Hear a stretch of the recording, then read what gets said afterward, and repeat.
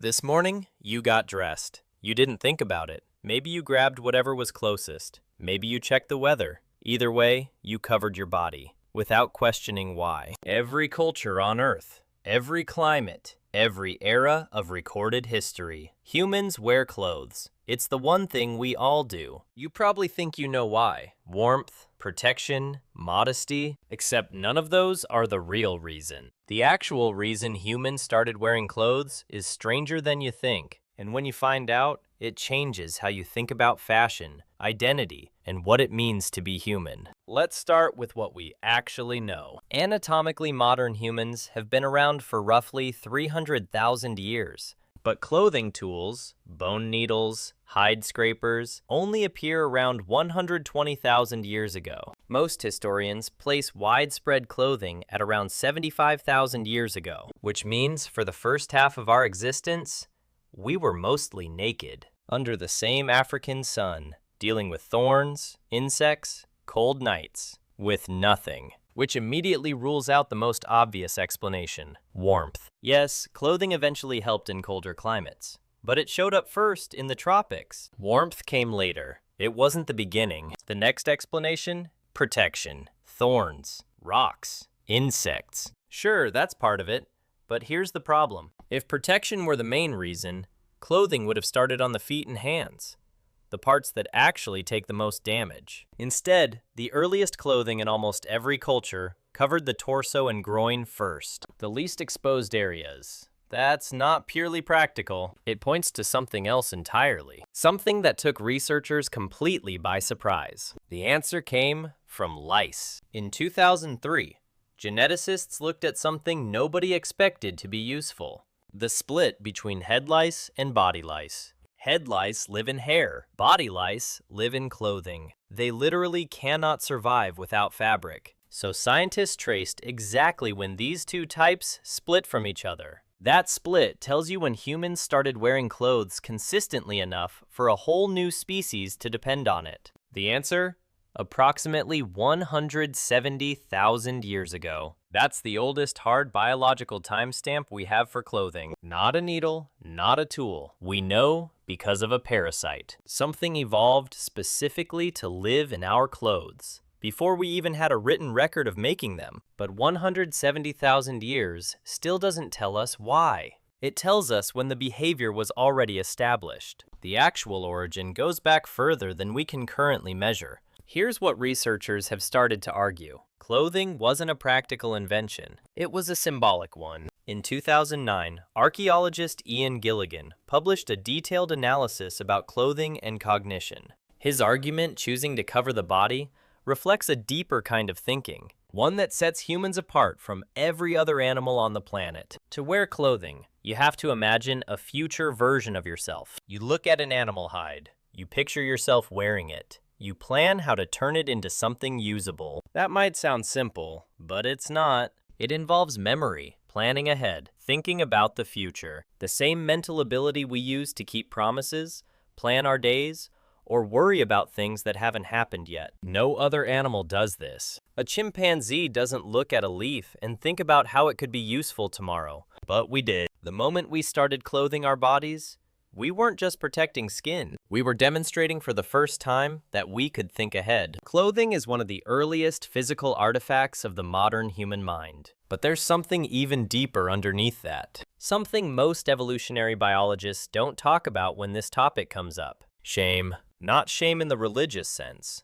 Shame in the neurological sense. The awareness of being perceived. The feeling that your body is being observed and evaluated by others. This is a uniquely human experience. It requires what psychologists call theory of mind, the ability to step outside yourself and imagine what you look like through someone else's eyes. Dogs don't have this.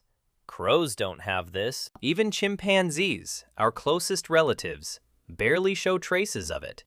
But somewhere along the way, humans developed something different, the ability to see ourselves through other people's eyes. And once that clicked, everything shifted. It wasn't just about surviving anymore. It became about how you looked, how you were perceived, what you signaled to others. From that point on, clothing wasn't just about covering up. It became a way to shape identity, a way to control your image. The first person who wrapped animal skin around themselves wasn't just trying to stay warm. They were choosing how they wanted to be seen. And once that idea took hold, it never went away. You can see it across cultures all over the world, even in places where clothing wasn't needed for warmth at all. The Amazon, the Pacific Islands, everywhere, people still decorated themselves. Beads, paint, feathers, tattoos.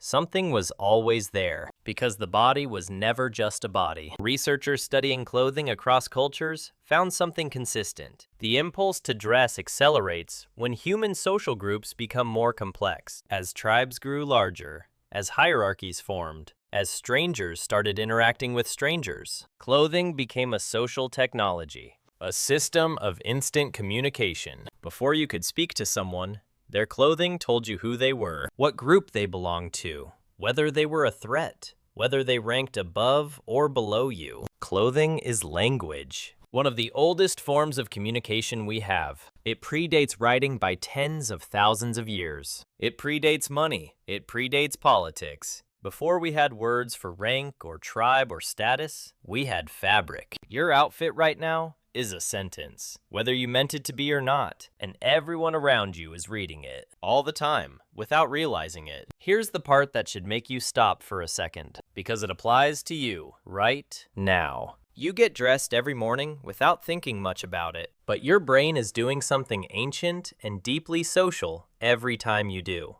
You're not just picking fabric, you're constructing a version of yourself that you want to project into the world. You're negotiating between who you are, who you want to be seen as, and what the situation requires. That anxiety you feel when you show up overdressed, or underdressed, or wearing the wrong thing for the moment. That's 170,000 years of social cognition activating. That's your brain running the same calculation your ancestors ran around the fire. Am I signaling the right things? Will they accept me? Do I fit here? Same questions, 170,000 years apart. We solved warmth, we solved protection, but we didn't stop. Our clothing became more detailed, more intentional, because it was never just about the body. It was about the mind, the part of us that knows we're being watched. Clothing didn't just cover us. It created a version of us. We didn't start wearing clothes because we were cold. We started because we became aware that others could see us. And that awareness, that feeling of being seen, never stopped. Tomorrow you'll get dressed,